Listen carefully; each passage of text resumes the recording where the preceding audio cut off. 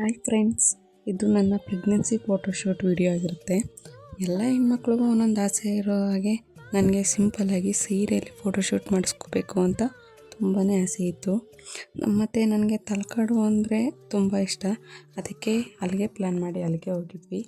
ನಾನು, ನನ್ನ ನಾದಿನಿ, ನನ್ನ ಮೈದ್ನ, ನಮ್ಮ ಮನೆಯವರು ಮತ್ತು ನನ್ನ ತಮ್ಮ ಎಷ್ಟು ಜನನೂ ಹೋಗಿದ್ವಿ.